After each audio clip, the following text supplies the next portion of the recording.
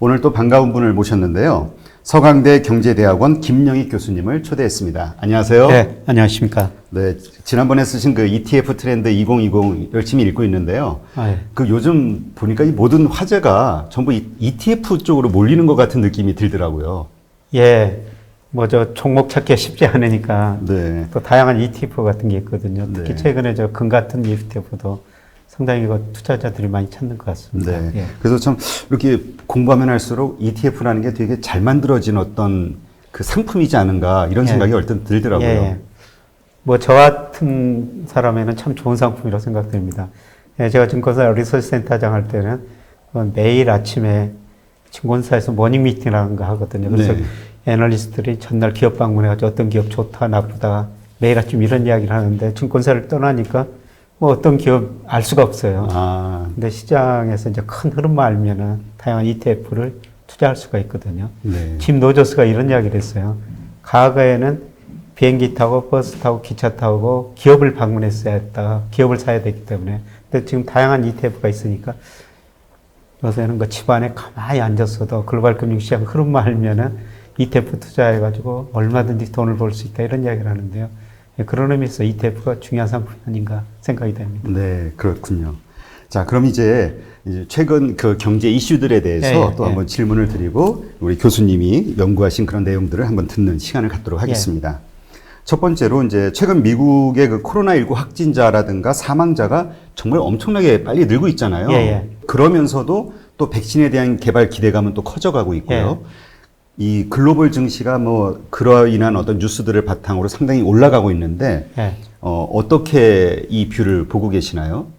사실 저도 고민이 많습니다. 제가 저번에 나와서 3분기는 주가가 조정일 것이다. 네. 근데 지금 7월이 거의 다 지나고 갔습니다만은 뭐 미국 주가도 우리 주가도 오르고 있거든요. 네, 그래서 여러 가지 경제 지표를 다시 재점검해 보고 있습니다만은 네. 뭐 8, 9월 달에는 조정을 보일 것이다. 이런 생각을 변함이 없습니다. 사실 그 코로나가 어떻게 전개되느냐 그에 따라 상황이 다른데요.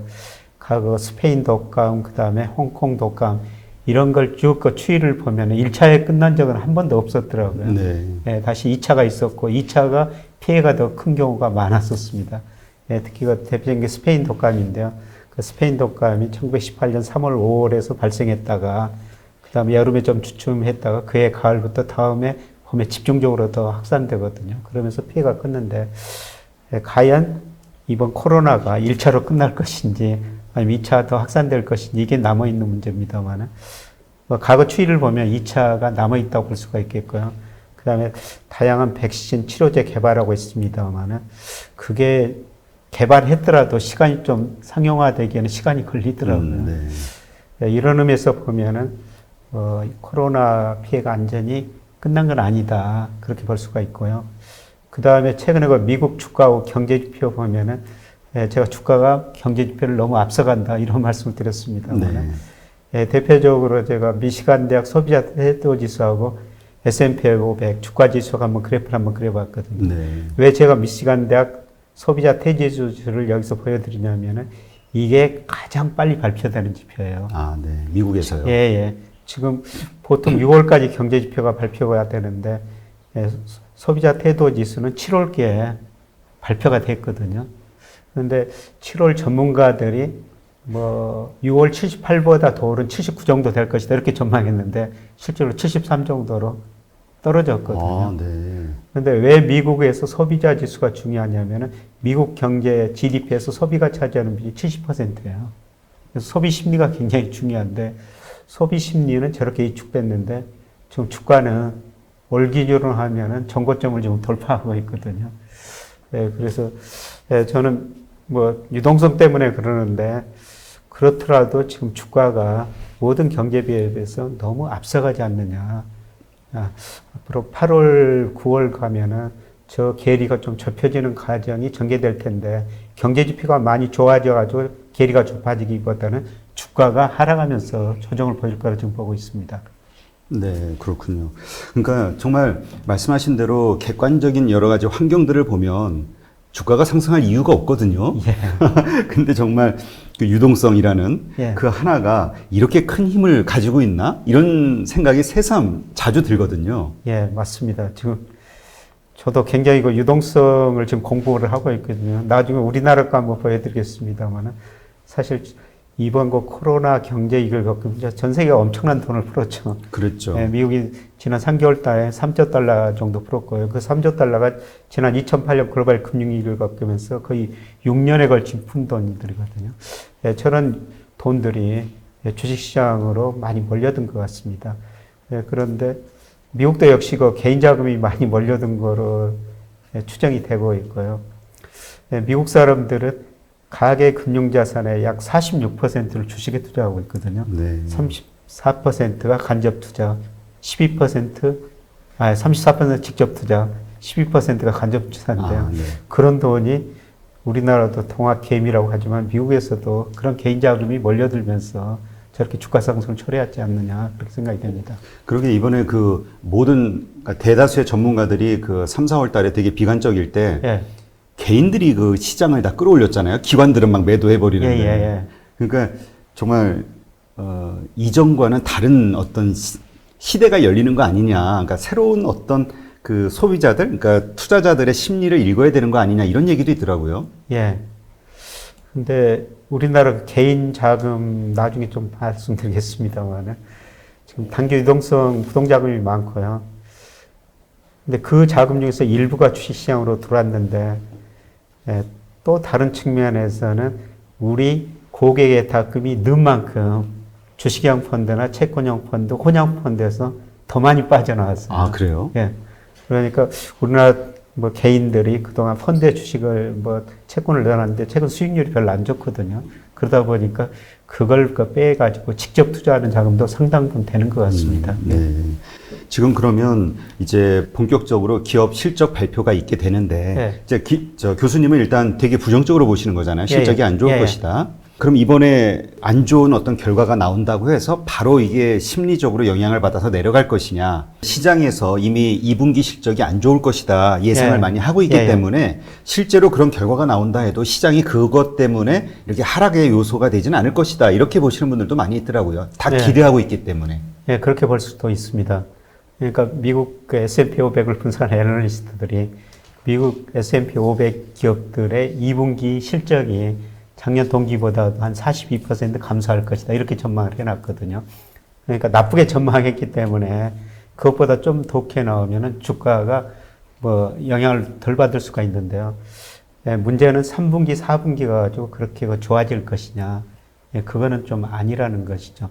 아, 그러면 2분기 이후에 이어서 3, 4분기도 더 악화될 것으로 보시는 거군요. 예, 3분기는 좀 개선될 텐데요. 저는 4분기는 많이 악화될 거라고 보고 있거든요. 아.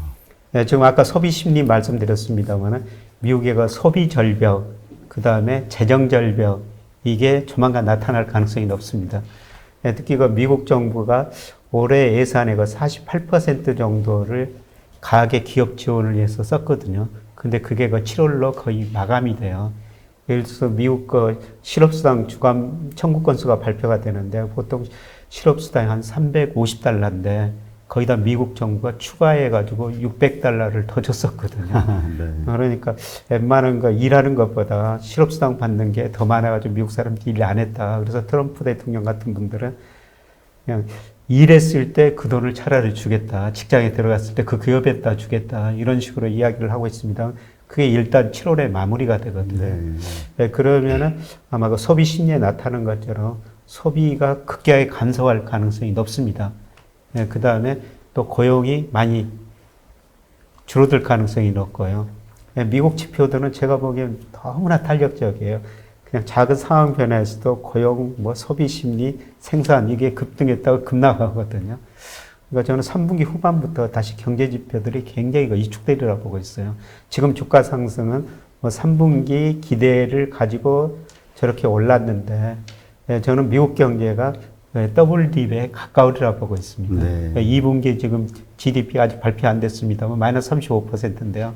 뭐 3분기는 2분기가 마이너스 감소했으니까 20% 이상 증가할 거라고 보는데 4분기에는 저는 다시 마이너스 성장할 것이다. 그게 폭이 뭐 2분기만큼 깊지는 않지만 일단 형태는 W자 형태라고 보고 있거든요.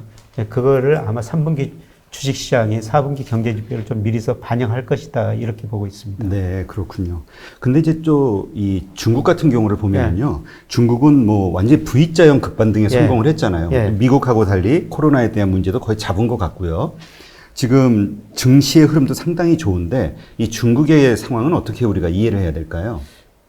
제가 뭐 몇 년 전부터 올 하반기부터 중국 주식 사가지고 우리 공부를 늘리자 이런 말씀을 계속 드려오고 있는데요. 큰 흐름 보면은 저는 중국 주식은 계속 사야 된다고 보고 있습니다. 지금 많이 올랐음에도 불구하고요. 근데 뭐 단기적으로 보면은 뭐 3분기 미국 주가 조정 보이면 중국 주가 뭐 따로 혼자서 올라갈 수는 없거든요. 말씀하신 것처럼 중국이 그 V자형 회복을 보이고 있어요. 빨간 선이 그림의 그 중국 GDP 성장률인데요. 1분기에 마이너스 6.8% 성장했는데 2분기에 전년 동기에 비해 3.2%로 거의 V자형 반등을 보였거든요.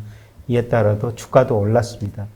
근데 뭐 주가 지수가 최근에 지난주에 많이 올랐습니다만은 최근에 좀 정체되거든요. 근데 과거에 그 중국 그 상하이 종합 주가 지수 보면은 우리 일부 금융회사들이 2007년 많이 들어갔었는데요. 그때 상하이 종합 주가 지수가 6천까지 올라갔었습니다. 엄청났네요.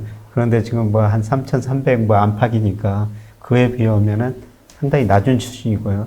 저는 앞으로 그 4, 5년 동안 중국 주가 지수가 엄청 오르라고 보고 있는데 다시 그 6천선 거기 가리라고 보고 있거든요.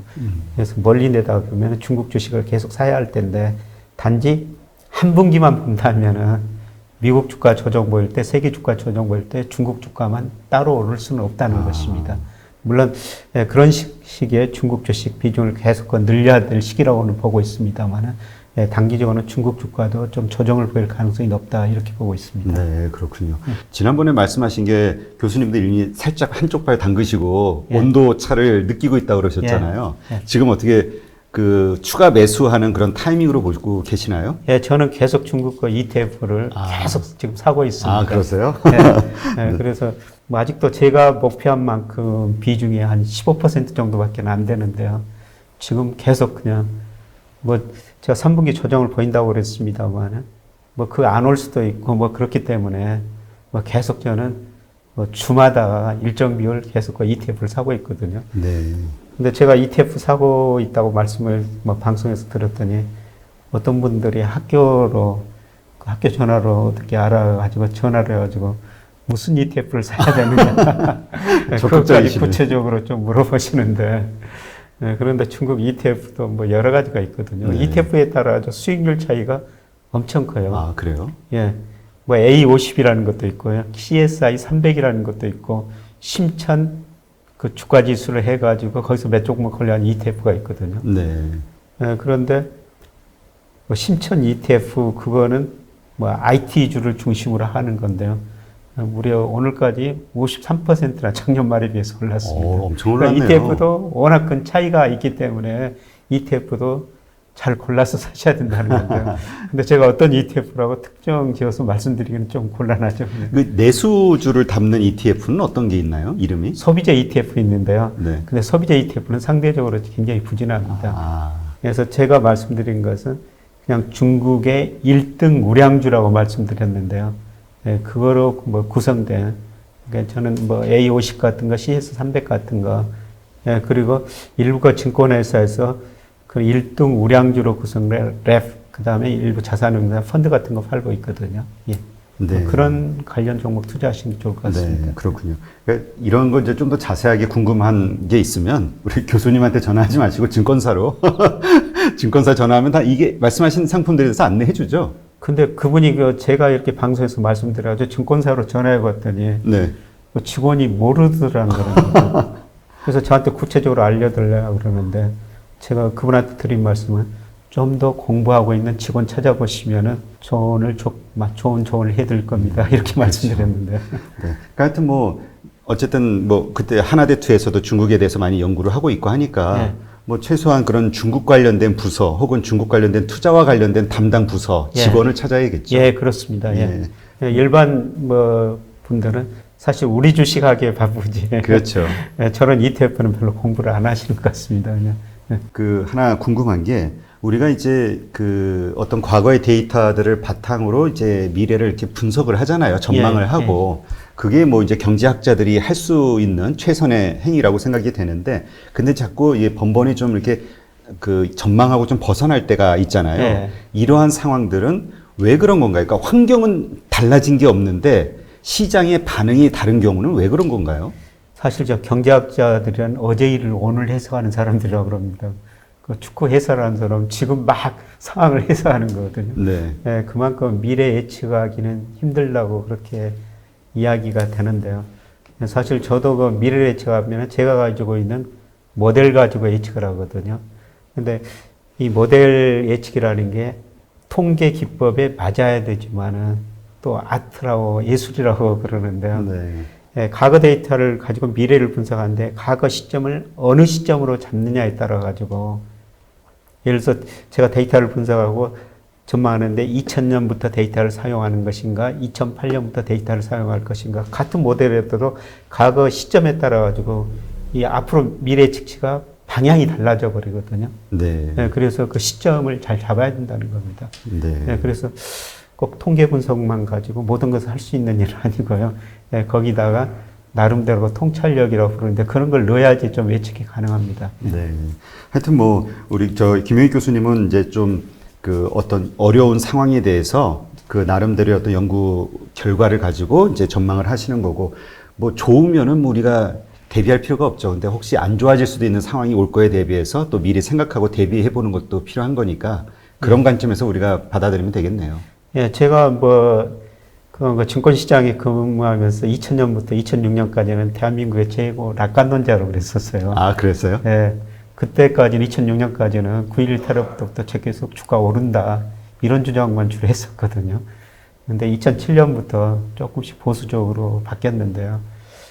근데 제가 금융시장 오래 있으면서 제가 좀 리스크 관리를 잘해야 된다 이런 말씀을 드리는 것은 저는 주식시장에서 최소한 원금은 지켜야 된다. 뭐 이런 의미에서 제가 리스크 쪽에 좀 많은 말씀을 2007년 이후로는 좀 드리고 있습니다. 네, 그렇군요. 하여튼 뭐 잘 참고하셔서 투자하시는데 도움이 되셨으면 좋겠습니다. 지금 이번에 그 미중 문제가 점점 갈등이 심해지는 것 같아요. 트럼프 대통령 드디어 뭐 홍콩 특별 지위를 종식하는 그 법안에 서명을 했고요. 행정명령에. 그리고 중국도 이제 보복하겠다. 뭐 이런 이야기들이 막 뉴스를 통해서 막 왔다 갔다 하고 있잖아요. 이것도 상당히 세계 경제 혹은 뭐 미국과 중국의 어떤 경제에 상당한 리스크가 되는 건데 앞으로 이러한 일들이 어떻게 전개가 될까요? 저는 뭐 미중 무역 전쟁은 장기적으로 패권 전쟁이다. 트럼프 대선 이전에 뭐 여러 가지 어려운 문제가 있을 수가 있던데요. 트럼프가 대통령이 되든 누가 바이든이 대통령 되든 미중 패권 전쟁은 계속될 것이다. 이렇게 보고 있습니다.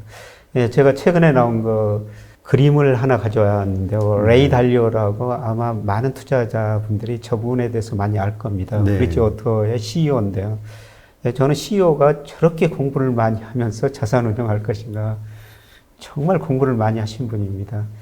그런데 바로 이번 주에 저분이 그 책을 쓰는데요. 책 쓸 때마다 각 장을 즉시 공개를 하거든요. 이번에 4장이 공개가 됐어요. 그런데 이번 4장은 특히 미국이 어떻게 패권국가 되어가지고 지금 무너지고 있는가 그런 걸 좀 분석하고 있는 거거든요. 그래서 저 그림을 보면요.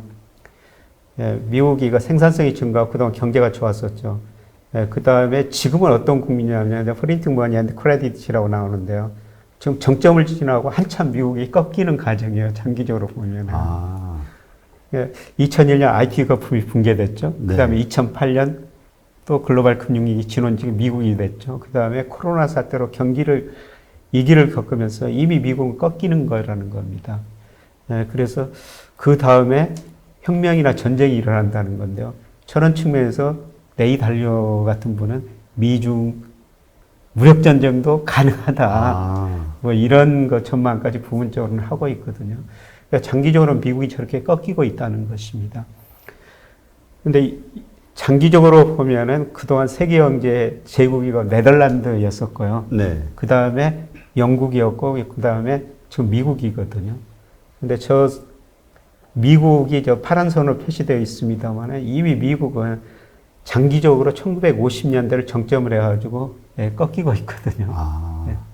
그 다음에 미국이 꺾이는 만큼 지금 빨간 선으로 표시되어 있습니다만은 중국이 굉장히 빠른 속도로 올라가요. 예, 저게 미중 패권 전쟁의 본질이라는 겁니다. 중국이 저렇게 커지니까 미국이 중국을 눌러야 되겠다는 것이죠. 네. 그래서 저는 저게 2030년 가면요. 지금 중국이 올라가는 선이 미국은 떨어지고 중국이 올라가면서 저게 역전될 수 있다고 보고 있거든요. 예. 그래서 저것 때문에 미중 패권 전쟁이 일어나고 뭐 심지어는 레이달료가 전쟁까지 일어날 수 있다 그러는데요. 저게 패권 전쟁의 본질이고 저것 때문에 예, 저는 장기적으로 보면은 뭐 미국 투자 비중 줄이고 중국 투자 비중을 계속 늘려야 된다. 제가 그런 말씀을 드리고 저것 때문에 달러 가치 떨어지고 상대적으로 위안화 가치는 강세를 보일 것이다. 이렇게 네. 주장하는 겁니다. 근데 제가 저런 주장을 해놨는데 마치 레이달리오가 이번 주에 저런 자료를 발표해가지고 참고를 하시라고 제가 소개해드린 겁니다. 이 그래프는 그러면 레이달리오가 만든 그래프인가요? 예, 레이달리오가 만든 그래프를 제가 그대로 가져왔어요. 가장 최근에 만든. 그럼 저 그래프의 그 상승과 하락은 무엇을 기반으로 저렇게 10가지 지표를 하고 있어요. 10가지 지표가 교육 수준이 있고 기술 수준이 있고 군사력이 있고 그다음에 재정 상태 있고 이런 10가지 지표를 기준을 해가지고 레이달리오가 저렇게 만드는데요. 근데 미국이 저렇게 빨리 감소하는 것은 특히 교육입니다. 교육이요? 네. 지금 이공계 대학 보면은 중국 학생들이 미국 수업뿐만 아니라 중국 자체 내에서도 훨씬 더 미국보다 더 공부를 많이 하고 있습니다. 대학생들 이공계. 그 다음에 기술 특허 같은 것도 보면은 미국보다는 중국 특허 건수가 훨씬 더 많거든요. 네. 그래서 다른 모든 여건도 감소하고 있지만 특히 미국의 교육 받는 학생들, 대학생 수가 중국에 비해서 상대적으로 줄어들고 있다는 겁니다. 네, 그렇군요. 그런데 지금 이제까지는 저 그래프 중국이 이렇게 급성장할 수 있었던 데에는 미국이 그걸 용인을 했기 때문에 네. 이제 이렇게 됐었던 것이다. 근데 만약 미국이 이제부터 제재를 가하고 압박을 하면은 방해를 하면은 중국은 저걸 유지 못한다. 이런 얘기도 있던데요. 예. 그러니까 저기 선 중에서 조금 어두운 선이 일본이었습니다. 일본이 커지다 보니까 저 밑에 점선이요? 예, 점선. 예. 저 플라자이브를 통해 가지고 네. 미국이 일본을 죽였거든요. 네. 예, 그다음에 또 러시아를 죽였어요. 음. 그런데 중국이 예, 일본이나 러시아처럼 저렇게 죽을 것인가 아닐 것인가 그거는 그 지켜볼 문제죠. 근데 지금 뭐 경제력 추세로 보면은 전쟁이 아닌 한 저는 2029년 빠르면 2029년이고 2030년에 저게 역전되리라고 보고 있습니다. 네. 근데 그 사이 전쟁이 뭐 레이달리오가 이야기한 것처럼 전쟁이 일어났다면은 전혀 다른 문제가 생각할 수가 있는데요. 그 외의 경우라면은 그냥 이런 추세라면은 2029년, 2030년에 저게 역전되리라고 보고 있거든요. 네. 그 진짜 그 남중국해인가요? 그 어디 그 이렇게 부딪히는 지역이 있잖아요. 분쟁 지역. 예. 거기에서 뭔가 군사적 충돌이 있을 것이다라고 이야기하는 중국 전문가들 몇 분도 있더라고요. 네, 제가 뭐 그쪽 정치 상황은 잘 모르니까 그런 이야기도 나오고 세계 각곳에서 지금 미국하고 중국하고 지금 부딪히고 있죠. 네. 근데 그 이번에 홍콩 관련해서는 그 중국의 실책이라고 보는 분들이 좀 몇 분 계시던데요. 그러니까 왜냐하면 미국 간의 관계만이 아니라 영국이 영국과 맺은 어떤 조약을 어기는 것이 되기도 하고 예. 그 어기는 행위를 통해서 유럽 국가들에게 다른 세계 국가들에게 신뢰를 잃는 그런 일이 발생한 거기 때문에 미중 어떤 갈등에서 그 뭔가 우군이 많이 필요하잖아요. 예. 그런 면에서 상당한 악수를 둔 것이다. 뭐 이런 얘기도 있고요. 예, 그런 측면에서 중국이 많이 특히 영국, 유럽과한테 신뢰를 잃은 거죠.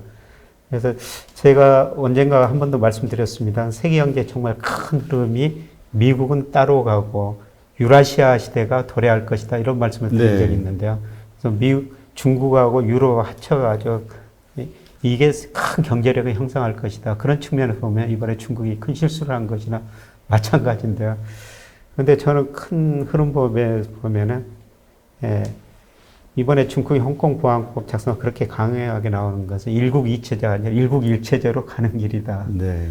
그리고 갈수록 중국이 아마 지금 달러 패거제에서 복수통화 바스켓 이런 식으로 변합니다. 그 다음 단계는 홍콩에서 중국이 이안을 쓰는 단계라고 보고 있거든요. 네. 그런 식으로 가는 과정에서 지금 진통이다.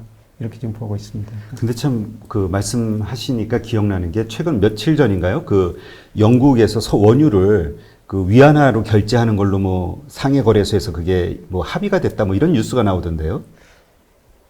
네, 시간이 갈수록 그렇게 될 거라고 보고 있습니다. 사실 달러가 기축통화 역할을 굳힌 것은 1974년 사우디가 원유를 수출하면서 달러로 결제를 받았고 달러를 받았거든요.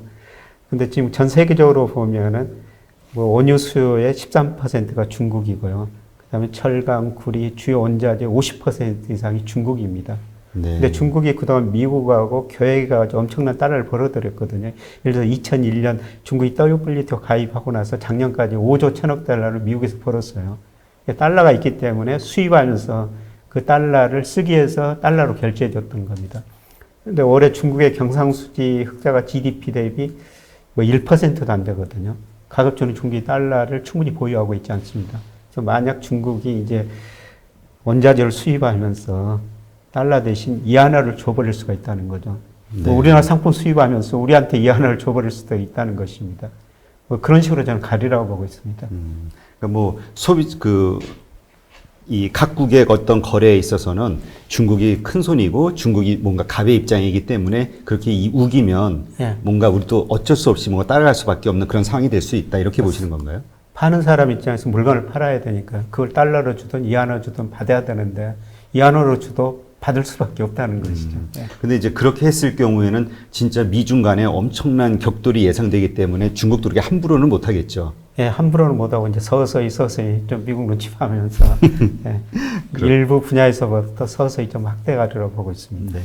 뭐 그렇게 되면은 사실 아까 미중 무역전쟁, 금융전쟁이 아니라 무력전쟁이죠. 예. 네. 근데 이제 아까 말씀하셨듯이 이제 미국에서 이제 기술과 뭐 이런 면에 있어서 이제 유출이라든가 아니면 뭐 중국 기업에 대한 제재라든가 이런 걸 통해서 기술 산업을 이제 좀 뭔가 성장하는 걸 막으려고 지금 노력하고 있잖아요. 예. 그러면 중국은 이걸 어떻게 극복할 것이냐. 그냥 당하고만 있지는 않을 거니까. 그래서 예전에 말씀하신 게 아마 유럽 기업들을 하고의 어떤 합작 이런 걸 통해서 기술을 확보를 할 것이다. 보셨는데 또 이런 여러 가지 흐름을 봐서는 또 그게 쉽지는 않을 것 같고요. 그러니까 이번 저 코로나 경제 위기로 가장 활발하게 움직이는 나라가 중국이요, 중국 기업들이에요. 아, 어떤 면으로요? 이번에 코로나이기 때문에 세계 기업가치 가격이 자산 가치 가격이 많이 떨어져 버렸지 않습니까? 네. 그러니까 중국이 그걸 가지고 세계 많은 기업들을 M&A 하고 있거든요. 특히 유럽 기업들을 지금 많이 M&A 하고 있다는 겁니다. 그래서 유럽 일부 정부에서는 중국이 너무 세게 나오니까 정부 차원에서 기업 M&A를 규제해야 된다. 이런 식까지 나오거든요. 그래서 중국이 그 막대한 돈으로 그동안 벌어놨던 돈으로 좀 세계 기술 기업들을 사고 있는 것입니다. 네, 그렇군요. 근데 그 뭐 이런 기업 단위에서 이런 M&A라든가 이런 것들을 정부가 그러니까 미국 정부라든가 이런 쪽에서 적극적으로 막기에는 좀 역부족인 건가요? 지금 미국은 뭐 하이 같은 기술을 억제 뭐 그렇게 하고 있는데요.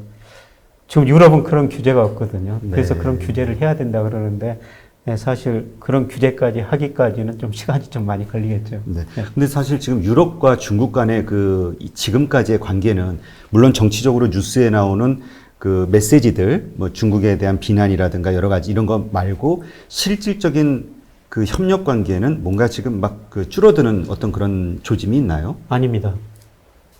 예, 중국 수출 이 동향을 보면 미국 비중은 많이 줄어들고 있고 줄어들 만큼 유럽 비중이 굉장히 빠른 속도로 늘어나고 있거든요. 아, 지금 실제로는요? 예, 예, 중국과 유럽 관계가 더 밀접해지고 있다는 것입니다. 예. 네. 근데 하긴 뭐 여러 가지 뉴스들을 보면은 트럼프 대통령 역시 유럽과의 그 뭐라 그럴까 관계에서 막 압박을 가하고 인심을 자꾸 잃기 때문에 뭐 그 중국과 미국이 유럽을 상대로 서로 그냥 장군멍군 하는 것이다. 지금 그런 얘기도 있더라고요. 예, 얼마 전에 그 G7 뭐 이런 회의도 있었습니다만 독일 그 메르켈 총리가 트럼프를 앉아 있는 건 쳐다보는 눈 한번 보십시오. 그런가요? 네, 저는 트럼프가 정말 잘못하고 있다는 건데요. 그 유럽 정말 가까운 친구들이거든요. 네. 그 친구들을 잃어가고 있다는 것입니다. 그거를 이제 중국이 접근해가고 있는 것이죠. 네. 근데 만약에 이번에 물론 이 패권이기 때문에 대통령이 뭐 바이든 후보가 된다 하더라도 바뀌지는 않겠지만 전체 기조가 그래도 전체 그 세계 경제 흐름, 국제 정치 흐름 이런 거에 있어서는 뭔가 변화가 있지는 않을까요? 아까 말씀드린 것처럼 미중 무역 전쟁은 기본적으로 패권 전쟁이라고 보고 있거든요. 지금 무역 전쟁은 거의 끝났고 금융 전쟁, 이제 기술 전쟁, 금융 전쟁으로 가는 국면이라고 보고 있습니다. 미국 대통령이 누가 되든 하여튼 미국이 조만간 중국을 앞질 가능성이 있기 때문에 그런 의미에서 미국 정치를 어떤 분이 하든 간에 계속 미국 패권 전쟁은 지속되리라고 보고 있습니다. 네. 그럼 이제 기술 전쟁은 이제 이해가 되는데 금융 전쟁은 어떤 식으로 확대가 될까요? 예, 중국이 그동안 제조 강국, 무역 강국을 외쳤는데요. 그 다음에 중국 제조 2022에서 이야기하는 것처럼 2025년까지 핵심 소재들을 70%를 자기들이 생산하고 있는 기술 강국을 추구하죠. 그 다음에 중국이 추구하는 게 위안화 국제화를 포함하는 금융 강국이에요. 예, 그래서 지금 나오는 게 중국이 미국 국채를 1조 한 8천억 달러 정도 지난 5월 가지고 있습니다. 근데 그거를 팔아버리겠다는 것이죠. 그러면 일시적으로 미 달러 가치 폭락하고 미국 금리 일시적으로 오르고 미국 자산 가격 폭락하고 미국 경제가 굉장히 혼란에 빠지면서 지금 달러 가치가 떨어지고 있는데 달러의 기축통화 역할이 저축소될 수도 있거든요. 네, 그게 금융전쟁의 한 부분이라고 생각할 수 있고요. 그래서 그레암 앨리슨 교수 그 시나리오 보면은 그런 전쟁이 그런 이야기가 좀 나오고 있습니다. 뭐 그런 걸 미리서 또 방지하기 위해서 미국은 중국 자산을 미리서 동결해 버려야 되겠다. 뭐 이런 시나리오도 나오고 있는데요. 그게 금융전쟁의 하나라고 볼 수가 있습니다. 그 다음에 그 앨리슨 교수 시나리오에 보면은 미국이 직접 대중 수출을 규제까지 해버리거든요. 만약 중국이 미 국채를 팔게 되면요. 그러면은 중국이 미 금융에서 사이버 공격을 한다는 겁니다. 예를 들어서 임 대표님 그 돈이 미국 어떤 은행에 있다면은 그 은행 들어가지고 임 대표님 계좌를 돈을 싹 지워버린다는 거거든요. 그게 기술적으로 가능하다는 거죠. 그런 것들이 그 금융전쟁이라고 볼 수가 있죠. 그러니까 정말 실질적으로 무력이 사용될 수도 있을 정도의 아주 험악한 그런 전쟁이 되겠네요. 기술이나 금융전쟁이라는 게. 그렇게 되면 그 다음에 무력전쟁이라는 것이죠. 그 정도로 그 패권을 위해서 서로 죽자 살자 그냥 뭐라 그럴까 경쟁이랄까 다툴 수밖에 없다 이렇게 봐는 거군요. 제가 이런 말씀을 드리는 것은 제 원래 뜻이 아니고요. 그레암 앨리슨 교수가 쓴 애정된 전쟁이라는 책에 다 나오는 시나리오들이거든요. 그러니까 꼭 그렇게 되지 않는다 하더라도 어쨌건 상당히 두 나라 간의 갈등이 아주 심하게 깊어질 수밖에 없고 그 과정에서 생기는 여러 파생되는 일들 때문에 경제 상황이 되게 변동성이 커질 수도 있겠네요. 저 그림에서 아까 말씀드렸습니다만 일본, 러시아는 좀 커지다가 죽었어요. 그런데 지금 중국은 과거의 일본, 러시아 수준을 훨씬 지금 넘어서고 있거든요. 미국한테 정말 위협적인 존재죠. 적을 꺾을 거는 저는 전쟁밖에 없다는 것입니다. 하여튼 어떤 식으로 흘러갈지 좀 긴장감을 갖고 좀 주의 깊게 살펴봐야겠네요. 지금 증시가 지금 뭐 얼마 전 어젠가요? 그 정고점, 그러니까 완전 위로 열렸다 뭐 이런 표현들을 많이 하시더라고요. 주식 투자하시는 분들이. 이 개인의 매수세들 때문에 지속적으로 이 유동성장세가 지속이 되고 있는데 이게 얼마나 지속이 될 것이냐에 대한 의문이 생기거든요. 저는 뭐 올해 큰 주가 지수를 범위가 한 1800에서 2200, 지금 2230까지 갔으니까 제가 생각한 목표 범위를 넘어섰는데요. 저는 여기서 추가적으로 상승하기는 좀 쉽지 않을 것이다. 그래서 제가 그 주가를 볼 때 그 선행지수 순환변동치라고 있는데요. 그게 제가 예측하면 9월까지는 더 떨어진 걸로 나오고요.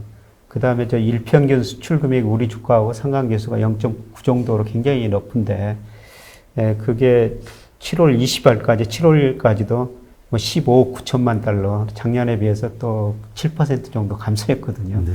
이런 거로 보면은 주가 여기서 추가적으로 더 오르긴 힘들다. 근데 이제 문제가 되는 것은 제가 저기 그림에 그려놨습니다만은 저 단기 부동자금이라고.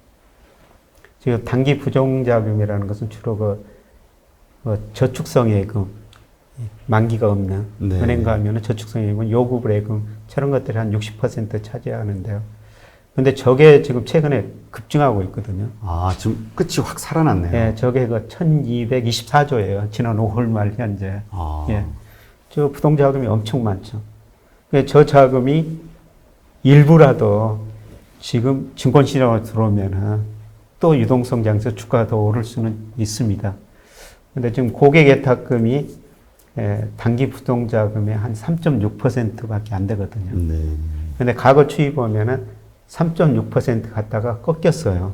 네. 근데 이번에 저런 단기 부동자금이 만약 증권시장으로 들어온다면은 유동성 장세가 여기서 더 있을 수도 있죠. 네.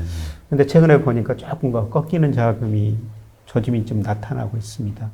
그래서 저는 뭐 장기적으로 보면은 뭐 저 단기 부동자금이 그냥 부동산으로 가든지 은행에 있는 것보다 주식시장으로 왔으면 좀 좋겠어요. 네. 그러면 우리 주가도 오르고 그 다음에 기업들 자금 조달도 더 쉬워지고 그 다음에 주가 오르면은 뭐 기업의 가계가 부가 늘어나죠. 소비도 늘어나죠. 우리 경제 성장할 수가 있거든요. 네.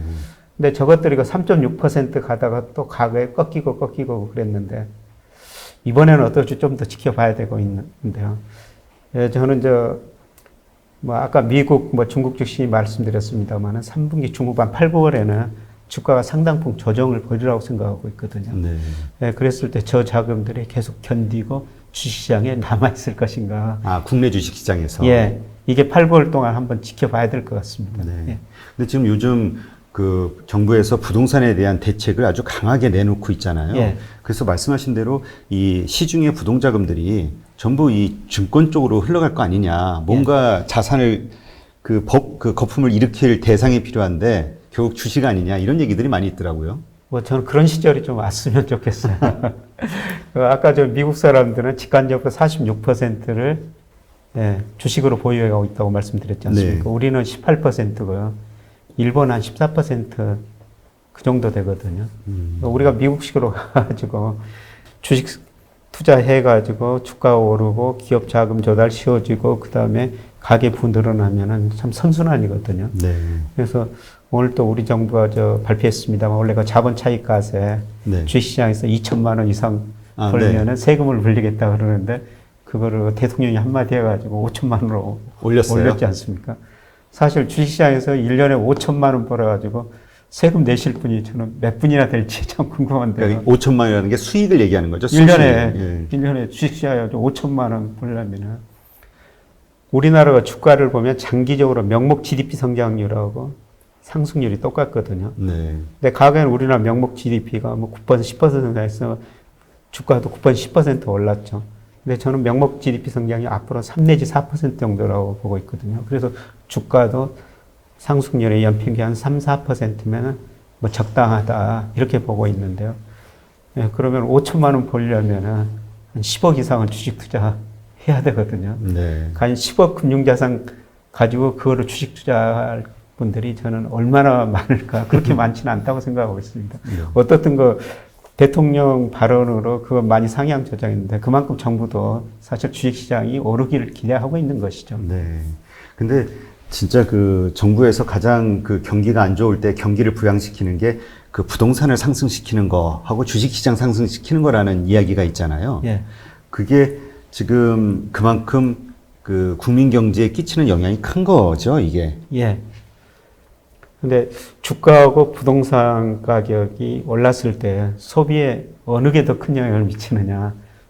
우리가 보통 생각하면 주가가 올라서 소비가 늘어날 것이다 이렇게 볼 수가 있는데요. 근데 미국이나 우리나라가 통계 분석하면은 주가보다는 부동산 가격이 올랐을 때 소비에 미치는 부의 효과가 훨씬 더 크게 나타납니다. 아, 그래요? 예. 현금이 들어오는 건 주식일 것 같은데. 예. 그래서 뭐 저 같은 경우도 뭐 제가 있는 주식이 올랐을 때 기분 좋아가지고 후배들한테 밥 한 끼라도 사줄 수가 있거든요. 네. 근데 집값이 올랐다 밥 사준 적은 없어요. 근데 전체적으로 국민경제 전체적으로 분석해 보면은 주식보다는 집값이 올랐을 때 소비에 미치는 영향이 훨씬 더 크게 나타납니다. 물론 그 집값은 변동성이 적고 주가는 변동성이 크니까요. 네. 네, 그런 걸 고려하면 거의 비슷하게 나타나는데 일단 같은 비율 올랐을 때는 집값이 소비에 더 크게 영향을 미치는 걸로 나오고 있습니다. 네. 그러면 어쨌든 교수님은 그 글로벌 시장하고 맞춰서 이 3분기에 7, 8월에 이제 뭔가 그 조정의 시간이 올 거라고 이제 보시는 건데 그러면 그때 보유하고 있는 분들 입장에서는 어떻게 대처를 하는 게 좋을까요? 그러니까 저는 뭐 내년에 특히 하반기에는 우리 경기가 상당히 좋아지면서 장기적으로. 장기적 주가 오를 거라고 보고 있거든요. 예, 그래서 그냥 떨어지더라도 견디면 된다는 것입니다. 예. 그러니까 그걸 상황을 못 견디는 개인 심리들 때문에 문제지 예. 견디기만 하면 예. 다시 간다. 제가 늘 말씀드린 것은 왜 국민연금 수익률이 다른 그 일반 민간회사 펀드 수익률보다 넘느냐. 그거는 장기 보유 때문이라고 보고 네. 있습니다. 국민연금이 작년에 해외 주식들에서 31% 수익을 냈고요. 그 다음 88년부터 지금까지 연평균 주식 투자 수익률이 10%예요. 굉장히 높은 겁니다. 우리나라 펀드 수익률이 그렇게 높은 게 거의 없거든요. 네. 근데 국민연금이 그렇게 높은 수익을 상대적으로 낼 수 있던 거는 그냥 좋은 주식 오래 가지고 있기 때문입니다. 네, 그래서 제가 3분기 조정이 온다고 그러더라도 좋은 주식 같으면 그냥 가지고 넘어가면 되는 겁니다. 네. 네, 특히 지금 은행에 예금해봤자 지금 1% 금리도 안 주거든요. 네. 근데 올해 우리나라 코스피 배당 수익률이 2%예요. 아, 평균이요? 예, 평균이. 그러니까 더 배당을 많이 주는 기업들도 많죠. 그러니까 가지고 그냥 배당 받았더라도 은행 이자보다는 없다는 겁니다. 이런 의미에서 뭐 주시장이 얼마나 조정 올지 모르겠지만은 그냥 가지고 가면 된다는 겁니다. 그리고 뭐 3분기에 제 예상대로 8, 9월에 많이 떨어지면은 주식 비중을 더 늘릴 기회라는 것이죠. 네, 그렇군요. 근데 지금 좋은 주식이라면이라고 이제 전제를 하셨는데 좋은 주식의 그 뭐라 그럴까요? 조건이 어떻게 될까요? 지금 대부분 화두가 언택트 예. 이쪽에 좀 몰려 있잖아요. 예, 코로나 시대로 상당히 많은 게 변해 있죠. 네. 예, 그런 주식들이 많이 올랐다가 최근에 조정 보이고 있는데 뭐 장기적 추세는 그런 주식이라고 보고 있습니다. 예, 그리고 우리나라를 대표하는 주식들, 뭐 외국인이 저는 나중에는 살 거라고 보고 있거든요. 내년에는. 뭐 삼성전자 같은 예, 걸 예, 말씀하시나요? 삼성전자, 특히 최근에 보니까 현대차 주가가 많이 올랐다가 뭐 좀 조정 보이고 있던데, 뭐 현대차 같은 경우도 제가 보기에는 큰 구조조정 흐름을 보이고 있거든요. 네. 그러니까 앞으로 전세가 전기차 하라고 그러는데 전기차를 제일 잘 만들어낼 수 있는 나라가 저는 우리나라라고 생각해요. 대표적으로 전기차 들어가면 정말 반도체가 많이 들어가는데 삼성전자가 있지 않습니까? 아, 네. 예, 그리고 그 2차 전지 우리나라에서 세계적으로 제일 잘 만들어내고 있지 않습니까? 거기다가 포털 사이트가 미국에 놓고 우리나라예요. 포털 사이트도 있지 않습니까? 전기 자동차를 정말 잘 만들 수 있는 환경이 우리나라에 조성되고 있다는 것이죠. 네. 네. 그렇군요. 그러니까 진짜 기업 가치를 보면 테슬라하고 현대차하고 이게 비슷하거나 오히려 테슬라가 높다는데 테슬라가 더 높은데요. 아, 더 높죠? 예. 네. 근데 현대차가 테슬라가 GM보다 더 높다고 그럽니다. 아, 그래요? 근데 현대차가 만약 전기차 만들고 집중적으로 거기에 투자한다면 저는 테슬라보다 더 잘 만들으라고 생각하고 있어요. 그러니까 저도 그것 때문에 한번 질문을 드리고 싶은 게 잠재력이라는 게 있잖아요. 예, 모든 그렇죠. 인적, 그다음에 자금력, 모든 예. 시설 이런 것들이 있기 때문에 정말 집중을 하면 예. 그 테슬라보다도 급성장할 수 있는 환경이 아닌가? 뭐 이런 생각이 들어서. 맞습니다. 아까 네. 우리 옆에 삼성전자 반도체가 있죠. 그 다음에 LG 삼성SDI 2차 전지를 만든 기업들이 있죠. 네이버 같은 종합적으로 최근 그 언택트 관련된 자동차에 그게 모든 게 종합이 되거든요. 네.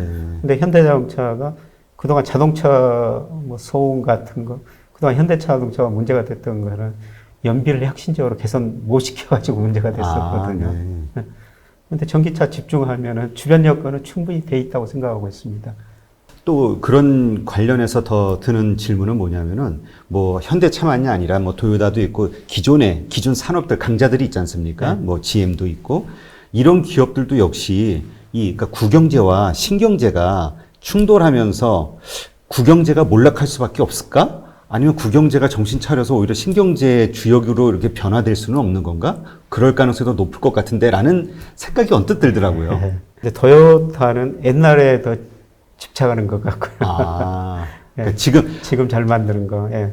아, 네, 그런데 이제 시대가 변하고 있기 때문에 아마 이런 큰 흐름의 변화에 적응 못하면 많은 기업들이 도태할 거예요. 그러니까 지금 기존에 포기하지 못하는 기존 제품들, 기존 라인이 있기 때문에 그걸 가지고 더 많이 팔려는 시도를 하는 거지 뭔가 새로운 어떤 부분에 힘을 쏟아가지고 하기에는 정말 리스크도 있겠네요. 예, 그렇습니다. 아, 예. 모든 면에서 그 신경제와 구경제가 부딪히면서 과연 승자가 어느 쪽이 될 것인가, 무조건 신경제 쪽이 이길 것인가, 요즘 가끔 그런 의문이 좀 들어가지고, 근데 현대자동차에 대한 기대감을 좀 가질만 하겠네요. 자동차가 신경제와 구경제가 합쳐지는 것이죠. 아, 그렇게. 통합이 되는 거죠. 그러니까, 예.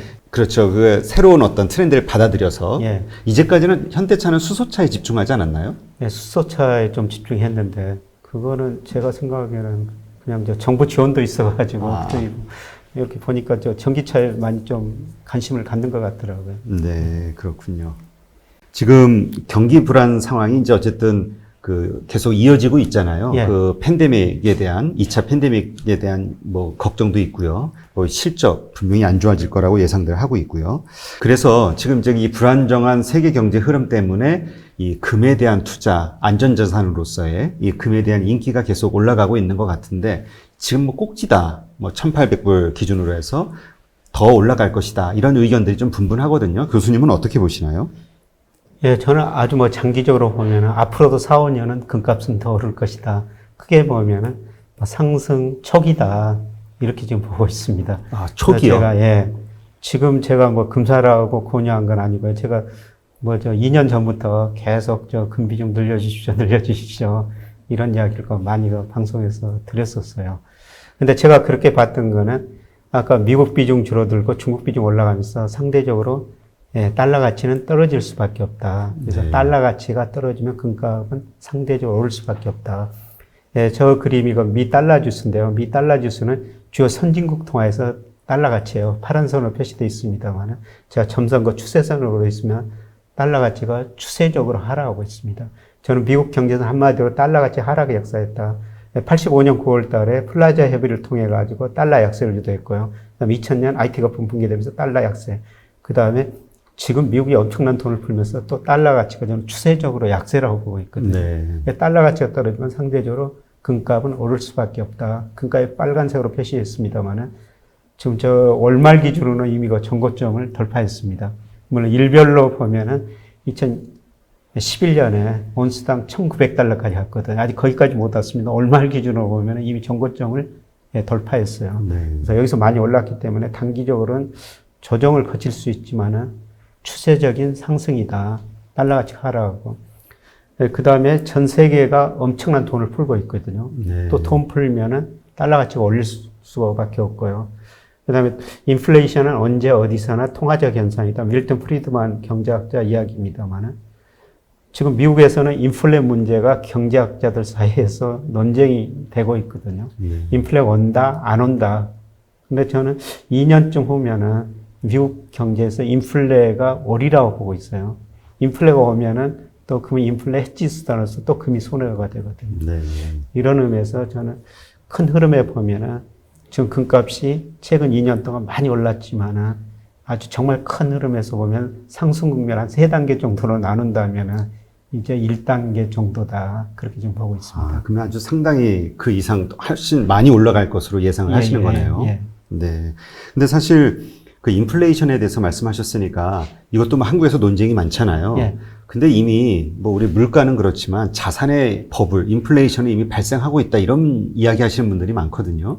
자산 가격에는 이미 인플레가 발생했죠. 네. 그게 어떤 경제라든가 여러 가지 우리 생활에 끼치는 영향은 없을까요?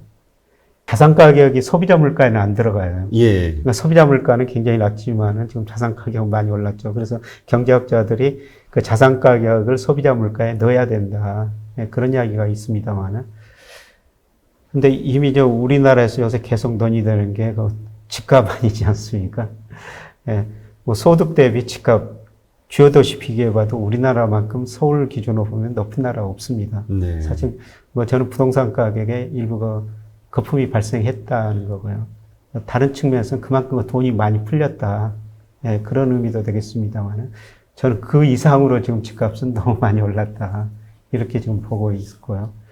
주가는 지금 거품이라고는 이야기 드릴 수가 없습니다. 저는 장기적으로 명목 GDP만큼 주가가 상승하는 게 정상이다. 이렇게 보고 있는데요. 예를 들어서 1980년부터 우리나라가 명목 GDP 성장이 약 10% 했는데 주가는 한 12% 연평균 올랐거든요. 네. 2000년 이후로는 뭐 명목 GDP가 한 6% 성장했는데 주가는 8% 연말 기준으로. 그러니까 거의 장기적으로 GDP 성장률하고 주가 상승은 거의 비슷하거든요. 네. 근데 올해 명목 GDP 가지고 제가 적정 주가를 추정해 보니까 한 2200 정도 나와요. 그러니까 지금 수준이 적정 수준이라는 것이죠. 네. 내년에는 뭐 코로나 사태가 어떻게 전개되느냐에 따라서 다르지만은 내년에는 명목 GDP가 올해보다 3 내지 4%는 저는 증가라고 보고 있거든요. 그러면은 뭐 적정 주가도 3 내지 4%보다 더 증가한다. 그리고 주가가 명목 GDP를 훨씬 벗어났다가 밑으로 갔다 하는데 지금 명목 GDP에 주가가 접근해 있는데 내년은 주가가 명목 GDP를 조금 웃도는 수준이다. 그래서 주가 상승률이 좀 더 높을 것이다. 이렇게 보고 있는데요. 지금 주식시장은 거품이 아니라는 것이죠. 아, 지금은요? 예. 지금 사실 버블 논쟁이 많잖아요. 지금 이미, 왜냐하면 기업 실적들이 안 좋으니까 PER로 봤을 때는 뭐 정말 엄청난 수준이 돼버리니까. 예. 근데 그렇게 보지 않아도 된다. 이렇게 보시는 건가요? 예. 그러니까 저는 PER이 우리가 가가 다른 나라보다 굉장히 낮았었어요. 아, 원래 낮았으니까. 예, 평균 10배 안팎인데 최근 뭐 12, 13배까지 올라온 거로 제가 알고 있는데. 근데 우리나라가 PER이 낮았던 것은 우리 기업들이 배당을 많이 안 줬기 때문입니다. 배당 성향이라는 것은 기업 순이익 중에서 배당을 얼마 주느냐. 근데 미국 기업은 어떤 애는 거의 50%를 순이익 중에서 배당금으로 줘요. 아, 네. 중국도 30% 중반이거든요. 우리나라는 그동안 20%대 초반이었었어요. 근데 우리 정부가 지난 정부부터 계속 기업들한테 배당 더 달라고 압박을 주고 있거든요. 그러니까 기업소득 한류제라고 그래가지고. 근데 97년 외환위기 이후로 보면은 국민 소유 생기면 가계, 기업, 정부가 나눠가지는데 기업 몫은 상대적으로 커지고 가계 몫은 상대적으로 줄어들었어요. 그래서 기업 소득을 가계 소득으로 이전시켜야 되겠다. 그래서 기업들은 임금 올려달라, 고용 투자 늘려달라. 그렇지 않으면 배당 늘려달라. 근데 기업들이 지금 임금 별로 안 올려주고 고용도 별로 못 늘리고 있는 상태거든요. 배당을 더 줄 수밖에 없어요. 네. 그래서 배당금이 올라가면은 주가도 PER이 올라갈 수밖에 없는 거죠. 그래서 우리나라 PER이 저는 한 단계 조금 배당금이 증가하면서 올라가는 단계로 지금 보고 있습니다. 네, 그렇군요. 그러니까 정말 말씀하신 대로 만에 하나 8, 9월에 그 어떤 조정이 와서 하락한다 해도 뭐 이렇게 좋은 우량주를 갖고 있다면 겁먹지 말고 계속 보유할 필요가 있는 거네요. 예, 견디시고요. 네. 근데 이제 그 금값이 이렇게 계속 상승한다는 거는 결국은 달러가 불안하다는 얘기잖아요. 예. 달러의 가치가 하락될 수밖에 없고 미국 정부나 연준이 그거를 그대로 방치하겠는가라는 질문이 생기거든요. 예. 근데 저는 아무리 그 정부가 힘이 세다 그래도 시장은 이기지 못한다고 생각하고 있거든요. 이거는 뭐 어느 나라 마찬가지예요. 예, 제가 88년에 뭐 증권회사 들어갔습니다만 그때 주가가 많이 올라가다 89년 4월 7일 날로 기억되는데 주가 코스피가 1,700 찍고 떨어지더라고요. 네. 주가가 떨어지니까 투자자들이 좀 온성이 높았었죠. 그래서 우리 정부가 2조 7천억 돈을 찍어내가지고 주시장 부양했거든요. 한국에 2조 7천억 찍어내가지고. 근데 주가가 한 3일 정도 오르고 계속 떨어지기만 했었어요. 네. 뭐 제가 단적인 예입니다만 그런 것도 보는 것처럼 정부가 시장은 이길 수가 없다는 것입니다. 네, 그래서 최근에 그 중국도 그런 이야기가 많이 나오는데요. 얼마 전에 중국 공산당 관리가 이런 이야기를 하더라고요. 중국 정부도 그런 걸 깨달아가고 있다. 사람, 공산당은 통제할 수 있지만 시장은 통제할 수 없다는 걸 깨달아가고 있다. 아. 그래서 미국 지금 비중이 세계에서 계속 축소되고 있거든요. 그러니까 예를 들어가지고 미국 GDP가 2001년에 세계에서 차지한 비 31%였어요. 네. 작년에 24% 줄어들었고요. IMF가 2024년까지 최근 전망해놨으면 2022%로 더 줄어든다는 거거든요. 이 줄어들면은 미국 정부가 무슨 짓을 하더라도 달러 가치는 떨어질 수밖에 없다는 것이죠. 네. 근데 이제 보통 그렇게 떨어지는 거는 수요, 그러니까 그 달러를 보유하고자 원하는 그 시장 수요가 줄어들기 때문에 또 그런 게 생기는 거잖아요. 근데 다르게 보면 달러만이 아니라 각국의 화폐들의 가치도 많이 찍어내고 있으니까 같이 떨어지기 때문에 지금의 어떤 그 비율로 봤을 때 그 우월성 이거는 계속 지속되는 거 아니냐 이런 생각하시는 분도 있던데요. 그러니까 단기적으로 누가 돈을 더 많이 푸느냐 환율이 결정되거든요. 네. 근데 2008년 미국이 엄청나게 돈을 많이 풀었어요. 그래서 달러 가치가 떨어졌고요. 그 다음에 올 3월 이후 세계에서 제일 많이 푸는 나라가 미국, 미 연준이거든요. 네, 그래서 지금 미 연준이 일본 중앙은행, 유럽 중앙은행과 중국 중앙은행, 우리나라 중앙은행보다 훨씬 더 돈을 많이 풀고 있기 때문에 지금 엔화가 106엔대로 강세를 보이고 유로도 강세 보이고요. 뭐 우리 경제 뭐 쉽지 않죠. 그럼에도 불구하고 지금 환율이 1,200원 안팎에서 안정되고 있지 않습니까? 네. 미국이 훨씬 우리보다 돈을 많이 풀고 있기 때문인 겁니다. 아, 네. 그런 게 있군요. 근데 이런 얘기 하시는 분도 있던데요. 우리 달러 지수는 6개국인가 선진 거래 예. 어떤 화폐하고 이제 비교해가지고 이제 만드는 지수고 예. 우리 신흥국 달러 지수는 또 따로 있다. 이런 예, 얘기를. 따로 있습니다. 예, 그래서 우리는 예. 그걸로 좀 평가를 해야 되지 않느냐. 예, 그걸로 평가를 해야 되죠. 미국에서 신흥국 재화 서비스를 합쳐가지고 가중 달러 가치를 발표하거든요. 그거는 저 달러 환율하고 선진국 달러 지수하고 다른 모양입니다. 아, 그래요? 네, 그런데 그것도 최근에는 달러 지수가 많이 꺾이고 있어요. 예. 저 나중에 기회 되시면 그 그래프를 한번 다시 가져가지고 보여드릴 텐데요. 네. 예. 우리나라는 사실 저 선진국 달러 지수보다는 이머징 달러 지수, 그걸 더 보셔야 되는데 그것도 지금 달러 가치가 많이 꺾이고 있거든요. 네, 그렇군요. 그러면 지금 어쨌든 미국은 지금 상황은 정말 안 좋잖아요. 지금 코로나 환자는 점점 늘고 사망자도 늘고 있고 네. 물론 백신이 개발될 것처럼 막 뉴스는 나오지만 아직 확실한 건 없고요. 그럼 이런 상태에서 지난번 시간에도 말씀하셨던 4분기서부터 정말 기업들의 파산 이게 네. 정말 많이 일어날 것이다 예상되고 있는 거잖아요. 네. 근데 그렇게 됐을 때 뭔가 더 돈을 풀어서 그걸 살리기 위한 노력을 해야 되지 않느냐. 지금 이제 또 7월에 지원금들이 다 끝나니까 네. 지금 민주당하고 공화당하고 계속 안을 만들어가지고 지금 협의하고 있거든요. 근데 지금 안이 좀 민주당에서는 오히려 더 많은 지원을 해가지고 선거니까. 예, 직접 주자 그러는데 지금 공화당 트럼프 행정부는 그냥 실업수당 주지 말고 일하는 사람들한테 기업한테 줘가지고 그 임금으로 보전해주자 네. 이런 논쟁을 벌이고 있거든요. 그래서 어떻든 이런 것들이 또 나와가지고 지원 정책이 나올 겁니다. 그런데 8월 들어가면은 미 의회가 휴가를 하는 것입니다. 아, 보통 우리 한국 같은 경우는 눈치 보여가지고 그런 거 연기하거나 네. 취소하거나 하지 않나요? 예. 그런데 미국이 다급하면은 휴가 취소 그럴 수가 있는데요. 그런데 그 공백 기간이 좀 재정 절벽 공백 기간이 있을 거로 보고 있거든요. 네. 그래서 8, 9월은 재정 절벽, 소비 절벽, 고용 절벽 이런 것들이 나타나라고 보고 있습니다. 네. 근데 지금 잠깐 조금 전에도 말씀드렸지만 기업들의 상황은 지금 안 좋아지고 있는 거잖아요. 예, 안 좋아지고 있죠. 예. 전에 말씀하셨던 기업들의 파산이 이어질 것이다. 이 뷰는 지금 계속 유효하신 건가요? 예. 앞으로 파산 계속 많이 늘어날 겁니다. 그러니까 뉴스 보니까 지금도 이미 많은 그런 상황이라고 하더라고요. 예. 우리나라도 중소기업이 고용을 80% 이상 창출하고 있습니다만은, 예, 미국도 50% 이상을 중소기업들이 고용을 창출하고 있거든요. S&P 500 기업들이 고용을 창출하는 게 전체 비중이 10%밖에 안 됩니다. 아, 얼마 안 되네요. 예, 미국도 중소기업이 굉장히 중견기업들, 이런 기업들이 중요하거든요. 근데 이런 기업들이 아마 7, 8월에 그동안 지원으로 견뎠는데 지원이 끝나면서 파산이 굉장히 많이 늘어나려고 보고 있어요. 그러면은 근로자들 일자리를 잃게 되죠. 중소기업이 고용을 많이 창출하니까요.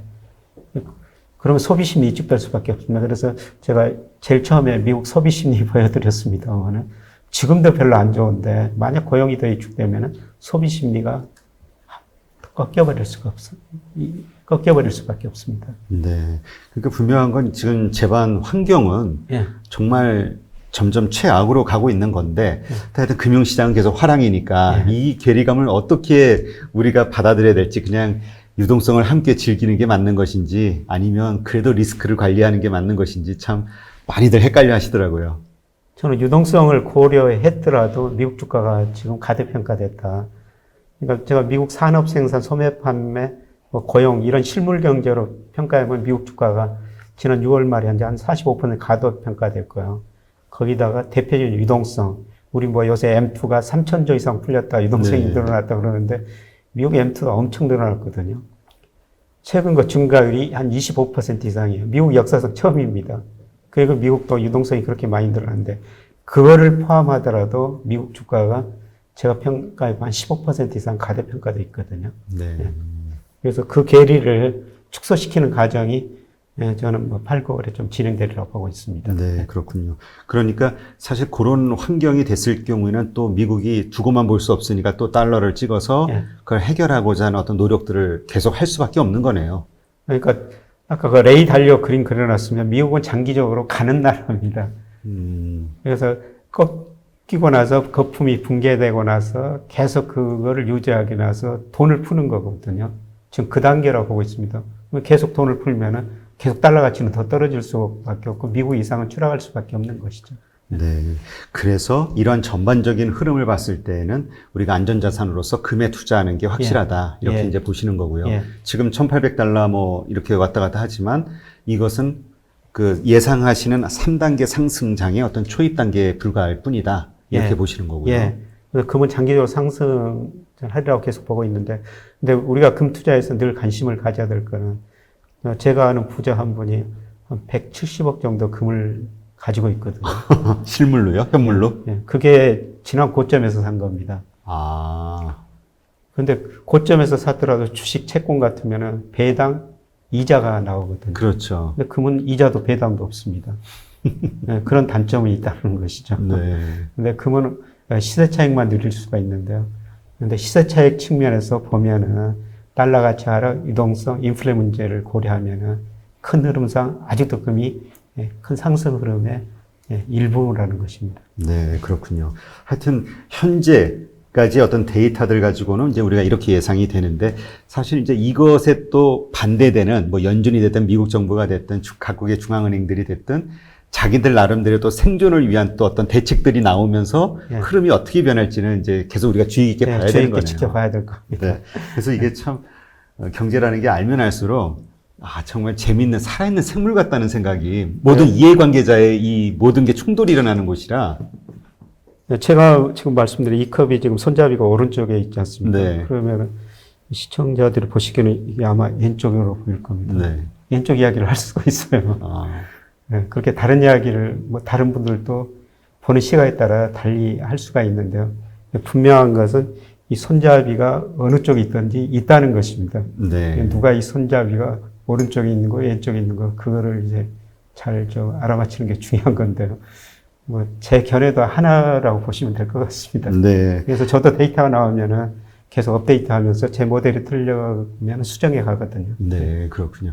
근데 참, 이렇게 많은 분들에게 정평이 나 있는 게 우리 김영익 교수님은 공부를 정말 많이 하시는 분으로 알려져 있거든요.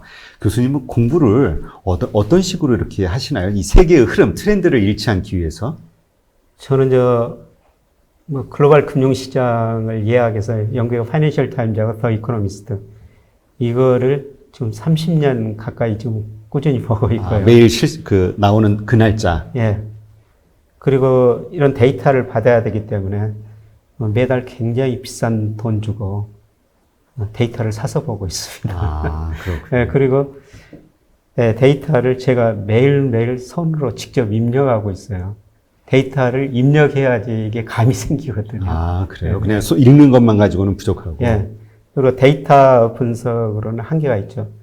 그래서 뭐 예측이라는 것은 저는 뭐 과학이고 예술이다. 데이터는 과학일 수가 있어요. 네. 근데 그 데이터 기간을 언제부터 분석하느냐에 따라 좀 미래 예측치가 달라지니까요. 그거는 그 파이낸셜 타임즈, 이코노미스트 같은 이런 것을 보면서 끊임없이 그 흐름을 나름대로 판단해 가고 있죠. 그러니까 데이터는 데이터대로 축적하면서 공부하면서 예. 또 최근의 어떤 글로벌 뉴스들을 통해서 이제 서로 이렇게 대입을 해보시면서 예. 감을. 그리고 제가 미국 주요 경제 지표뿐만 아니라 우리 경제 주요 지표 예측 모델을 전부 만들어 놨거든요. 아, 그래요? 네, 그래서 제가 예측했는데 그게 발표되면은 제 예측하고 왜 차이가 나는가. 그래서 너무 큰 차이고 방향마저 틀리면은 다시 이거 수정해 가죠.